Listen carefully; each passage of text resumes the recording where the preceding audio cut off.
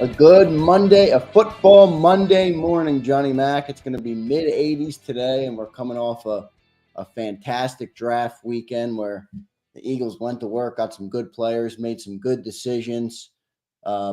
First time sitting in here on Birds 365. What an honor it is. Since we started this network, I've been working behind the scenes, and the fan base and the loyal listeners of Birds 365 have always been very strong. So it's a great honor to sit in here on Birds 365.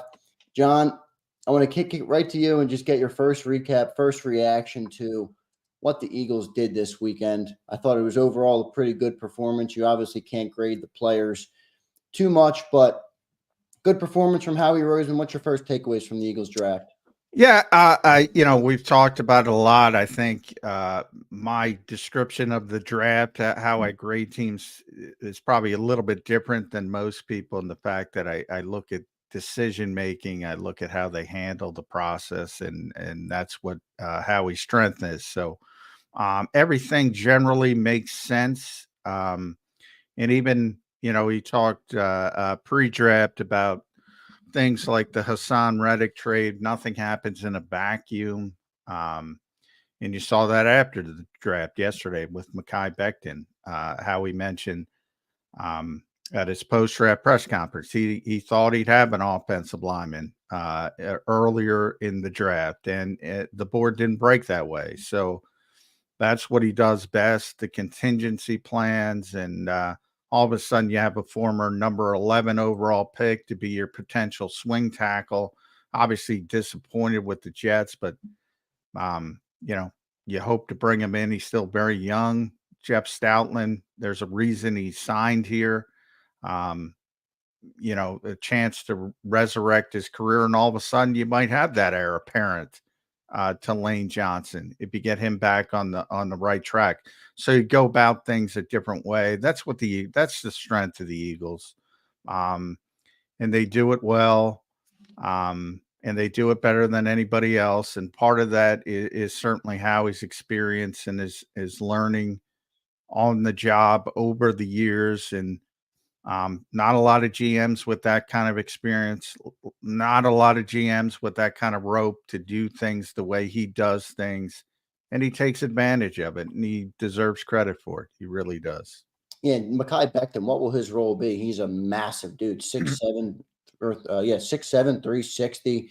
I know he didn't work out in New York, but they don't have Jeff Stoutland. So is he a swing tackle? Is he a potential depth piece, somebody that they can work on? Can he play the right side? Is he somebody that could? Yeah, he played the whole season at right tackle. Is it too far-fetched to think they could hold on to him for? He's pretty young. I think he's 26 years old. Is it far-fetched for them to keep him for a while? And when the Jets got George Fant, they moved Becton to right tackle. So they drafted him to be a left tackle, obviously, but he can play right tackle. And he can do them both. And yeah, they want him to be the swing tackle, game day swing tackle, essentially as the backup to both Lane Johnson and Jordan Mailata. And we'll see if it shakes out. They have some other bodies. Spread Johnson, Tyler Steen can play tackle. So a lot of options, but what they gave him, and we'll see the deal. He got $5.5 million, but sort of like Devin White's deal, when you see it, it's going to look much more team friendly, and a lot of that is going to be incentives. But they did give him enough money to where you say, all right, this guy's in their plans, unless things go off the rails. So their hope is he's the swing tackle and sort of resurrects his career with Jeff Stoutland. And obviously he's got tremendous talent. Got a known for penalties, so he's got to clean that up.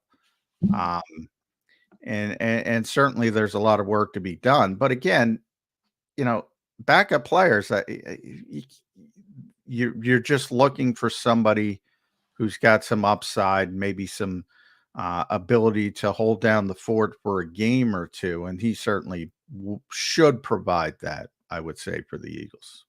Yeah, Johnny Mac, we had two good guests planned today on Birds 365. Jeff Kerr, who's obviously a weekly on JAKIB Sports, has been a big contributor to the network for a long time. And then Devin Jackson from the Inquirer, who had some fantastic breakdowns of the Eagles picks, even some of the late round picks. I thought he did some really good work. So we'll talk to him in hour number 2, get his breakdown. John, let's run through the draft real quick. I know they signed Becton, and we talked about that. Just what's your takeaways from some of the players they got? Obviously went defensive back for the first 2 picks, and then I thought some overall really good depth pieces and on day 3. I mean, we talked about it on the draft recap yesterday. You're not really looking for starters on day 3. It's a depth type of round, and if any of them turn into starters, it's a big win. But I thought they got some good players. I thought they got some promising players. I thought overall the Eagles did a really good job. What did you make of their draft and how it compared to other teams in the NFL? Yeah, again, sense. That's what I graded on. I mean, it made sense, and a lot of teams don't. And I go to Atlanta first and foremost when I talk about that. A lot of teams make decisions that don't make sense. The Eagles make sense. I mean, look at Jeremiah Trotter Jr. in the 5th round. There's a guy who was a heck of a college player, and obviously in Philadelphia, people love him, and people were talking about him to the Eagles very early in the process. And Jody, hat tip to Jody. He wanted him in the 2nd round. And you know, I go back to Taylor Hart during the Chip Kelly era. If people remember Taylor Hart, he was a Oregon guy, and Chip loved him, and he really wanted him. And you know, he wanted him in the 3rd round. And I was like, yeah, settle down. He'll be there. We'll get him. And they ended up getting him in the 5th round. And that's what Howie does well. He understands the value of certain players around the league. That's why he makes all the phone calls that he does. And all of a sudden, you got Jeremiah Trotter in the 5th round. The 2nd round, it's probably a bad pick, to be honest. Not probably. Right. It's definitely a bad pick. A bad pick, yeah. 5th round, it's a damn good pick. And he's got the Eagles' probably weakest position as off-ball linebacker. You could probably take the word probably out of that. It is. And if he works out, he'll get an opportunity to probably get on the field pretty quickly. And all of a sudden, again, you matching up evaluation with valuation, all of a sudden that becomes a very good pick at 155 overall. So that's just one example. The one that stands out as a potential, maybe a little bit of an overreach, is it's Jelix Hunt in the 3rd round, because he's and the Eagles acknowledged essentially he's a project player, not going to be an immediate help. But Vic Fangio liked him. And the last time they went down that route in the 3rd round was Davion Taylor, and it didn't work out for the Eagles. So yeah, our buddy Tommy Lawler did have a good breakdown on the comparison between those 2 players. And I know people like it's easy to draw the comparisons to Davion, but they are very different in the sense that Davion had religious reasons for why he didn't play the game. Jelix is an athlete. He's been an athlete for a while. He was a late bloomer. Yeah, I'm not comparing them as the players. I'm comparing them as projects. As the reach. I'm not a fan of taking projects until day 3. So, but you're talking about, again, and a lot of times those demarcation lines are don't make a lot of sense because he was at the bottom of the 3rd round. And really, how much of a difference is that than the top of the 4th round? From a common sense standpoint, not much. And if the Eagles waited to 120 on the 4th round, they might not get him. So I understand why they went the way they went. I'm just personally not a big fan of project players until day 3. And that's, you know, nitpicking. You try to find something. Right. I'm tired of giving Howie all his flowers. So I gotta push back on him a little bit. Yeah. And I think that was a little bit of maybe a little bit of a reach that early. Yeah, you know, but if he turns out to be a great player, it turns into a great pick. But I'm judging the decision, and the decision, that's probably a 50-50 one. When flowers are earned, Johnny Mac, they are given. Anyway, John, on Fridays of Birds 365, we obviously had a chance to recap and discuss round 1, Quinyon Mitchell, where the Eagles drafted the cornerback out of Toledo. I want to get your take on Cooper DeJean. We didn't have a chance on Birds 365 to get into him specifically. He was Friday night's first selection at number 40 overall. Eagles moved up to get him. This is a guy that many were projecting in the first round. A lot of people even were talking about Quinyon or Cooper, who to take in round 1. Eagles end up with both of them, both of those players. What do you make of Cooper and what he could be for this Eagles team? Yeah, I mean, they had a first round grade on him. I don't think that was a difficult decision for the Eagles. Certainly, they had Mitchell rated above him, but if Mitchell was gone and the board broke a different way, that would have been one of the players they would have considered. Probably would have traded down a little bit, anywhere from 26 to 32. They had a first round grade on him, so they probably would have tried to manipulate a little bit. But who knows if he can. But getting them at 40 again, tremendous value, and that's why they go up, because they understand the market. And Green Bay was sitting there at 41 and immediately trades out because it's evident who they wanted, and that's why they traded out. But even New Orleans comes up at 41 and takes Kool-Aid McKinstry. Right. Houston at 42 takes Kamari Lassiter, and Arizona at 43 takes Max Melton. So you had that run of cornerbacks, Cooper DeJean. And by the way, he's more than that, or he can be more than that with his versatility, whereas those other guys are strictly corners, obviously. But again, it just shows an indication of how well he understands the process as a whole, and the teams around him, in front, behind, and he knew the corners were coming off the board, and he couldn't wait to 50 for Cooper DeJean, so he goes up and gets him. And it's probably the best example of this draft, because it's so obvious from what happened after that the corners were going to go, that Green Bay was going to take Cooper right there, and the Eagles wanted him, and they were able to get up and get him. Yeah, pretty good stuff. And he talked about a raw athlete. He is a good athlete. There's a video floating around on social media of his high school basketball tape. Boy, he could play ball. I mean, he's one of those guys that is just put him in any sport, put him in anything with a ball, and he's going to play hard and play well. So he's a good athlete. I think he's a great fit for the Eagles. I love him for the secondary. I think he's going to really pan out. Yeah, you see all those dunks. I mean, he's 6'1", and he's got such impressive explosion. Yeah. I mean, he dunks with ease. Dunks the ball like he's 6'6". Yeah. Yeah. Tremendous athlete. And he can fit in so many different spots, outside corner, slot corner, safety. I don't think he's going to be that versatile piece. I've said, a lot of people say, oh, Vic's going to move him around. I think he's going to put him in one position, but he's got a lot of choices as far as that one position and what that's going to be.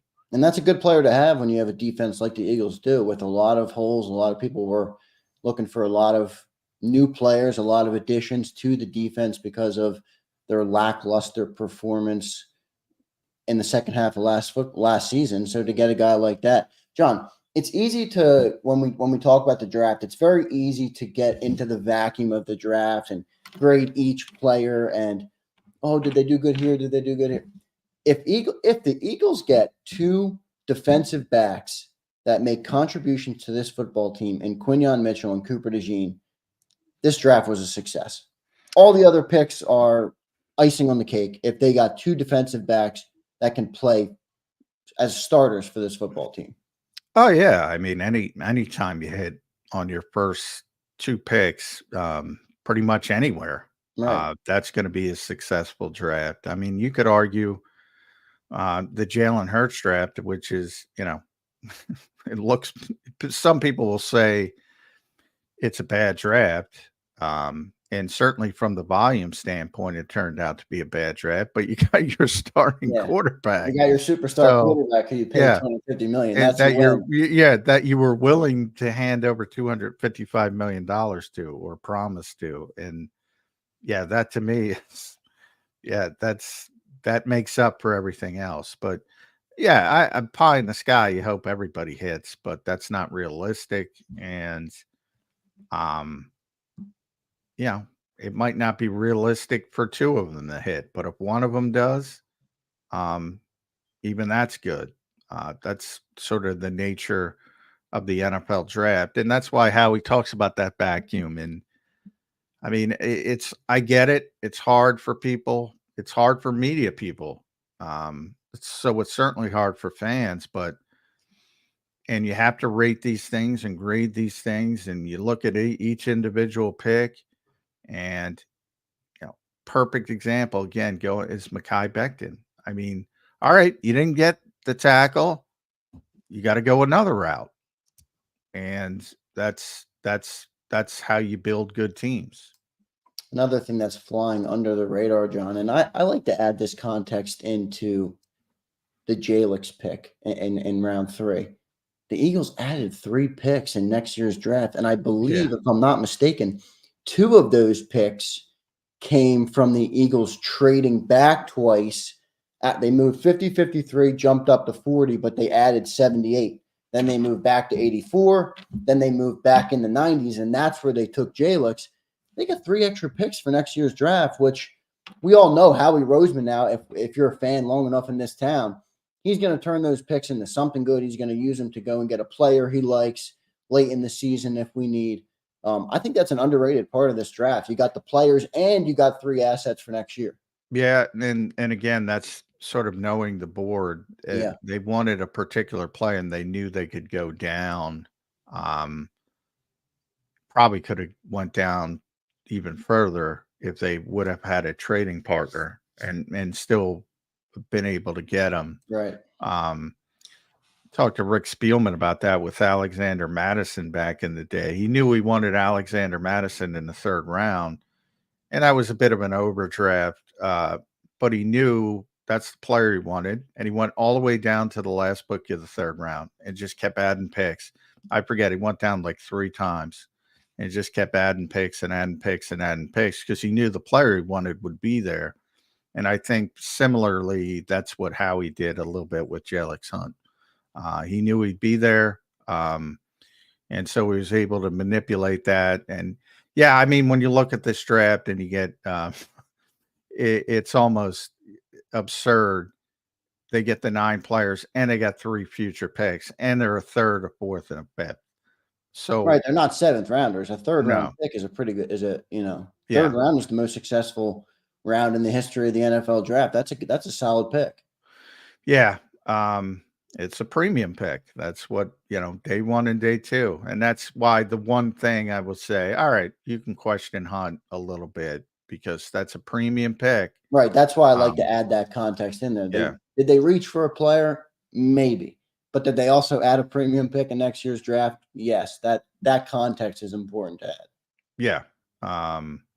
And we'll see how next year obviously unfolds, but it's probably going to be a deeper draft. That's one of the issues. Even when you talk about the undrafted free agents, he's ahead of the game because he played the futures market in the offseason, and not a lot of people are talking about Julian Okwara or Terrell Lewis or Ty Davis Price. Those were all recent 3rd round picks. He added a tackle, Devin Kennard, who was a 5th round pick.